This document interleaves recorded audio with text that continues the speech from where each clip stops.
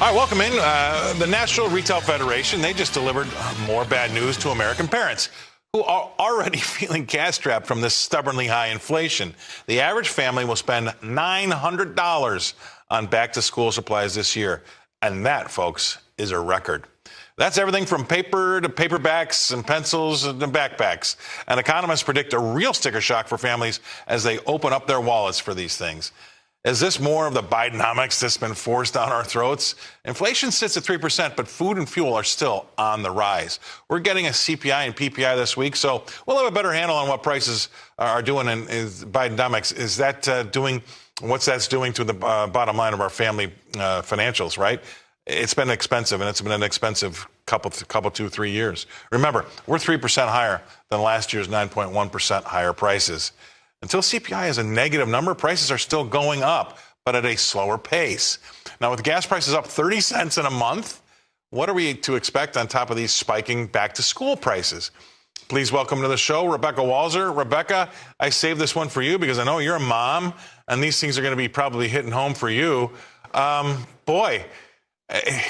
stories that we read here in Nashville, there were some women in tears about what these prices were doing. It must be kind of stressful for folks that are on a tight budget. Yeah, I mean, this is just another nail in the coffin of your economic health. So I was reading the numbers. Backpacks almost 10% up, paper up almost 30%, and pencils, Scott, just wood and lead, 25% increase. So you get so frustrated with, I would call it propaganda from the media constantly beating into the public that everything is great, everything is fine, you're not feeling anything, it's only 3% inflation. What are you talking about? You're crazy. What, you have 2 jobs, 3 jobs? Oh, that's imagined. You really live that life. The kitchen book sink issues, the kitchen table issues that we're dealing with, as families are going back to school, and, to spend almost $900 more on average. And that's average family. What about the larger families where the parents already have 2 jobs? It's just really tough. And it just lets us know, Scott, that things are in Bidenomics world. You can't even say it. It's so difficult to even pronounce. It's up is down and down is up and good is bad and bad is good. And we just can't keep pretending that there's not real pain at the supermarket, at the Target going back to school. It's there. Gas is up 30 cents in a month. I mean, that's another one. I mean, food and fuel still rising. That's got to be a problem. And I don't really have a good feeling. I mean, you take that last jobs report and look under the hood. It wasn't that great, Rebecca. I mean, I have a feeling. I don't like what I'm feeling. Now, there are some folks out there, again, I say it all the time. I get punched in the face on a Saturday night when I say the economy's not doing well by the guys that think that because we have a great stock market and a really low unemployment number, that means that everything's just fine.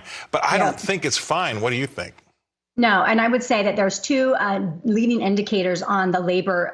Powell has really relied on labor being so robust that he could just raise and get away with it. And so far he has, with the exception of the banking crisis that we had, he pretty much has been able to get away with it. But 2 factors now are starting to shift, Scott, and that is the average weekly production. The hours are coming down, and that is making the 4-week leading indicator of initial jobless claims go up. And these 2 things have similar patterns to what we've seen in the dot-com crash, the 80s, the 90s, and the global financial crisis in 2020. So what I'm saying is I'm starting to see leading labor indicators that things are shifting, and that is going to bring potentially spending down, which could bring inflation down, which might make these numbers seem well until you realize, oh no, it's hit the employers. It's actually going to now affect the labor market. People are going to lose their jobs.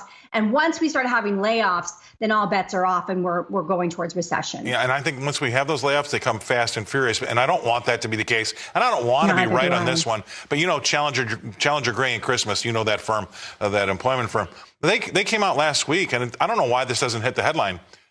They said that the layoffs for the first 6 months of 2023 versus the first 6 months of 2022 were up 244%. How come that's not a headline? Yeah. And then look at Maersk. Maersk saying last week that they missed Q2 because there is a global shipping slowdown. And then we have Yellow declaring Chapter 7 or Chapter 11, rather, corporate today. So we know that we have shipping issues, logistical issues. Maersk is the behemoth. That's who I look to that says this is what's going on with global trade, and it is coming down big time. So this isn't being talked about, Scott, but it's being felt by the real people. Right. And they just don't believe the media anymore. And I think the media is going to get laid off here and lose their job right. as they rightfully deserve to lose, because they keep telling people things that are not what's right in front of them. And people are sick of it. They want to say, where's the truth? That's why shows like yours and people like me that just are constant with the data and the truth get to be followed, because people are looking for truth in this sea of lies that's going on right now. Right. And so, I mean, I say 2/3 of the economy feels like we're in a recession. The other third just does not care. All right. And that's what I hate about it. But lastly, real quick before you go, UPS got what they wanted. UAW is going for $40 an hour. That's not going to make them more productive. That's just going to make them richer, and they're going to have to pass those prices on. That's not good either, is it? No, I mean, oh, gosh, this is a whole discussion, Scott. Right, you know how I feel about 20 this. seconds. 20 it's seconds. really difficult. You know, I think that people should earn what they earn, what they're worth, and the marketplace determines what someone is worth. You know, so it's a hard thing with unions. Yeah, exactly. And they think that they see GM do well, and what her name, Mary Barra.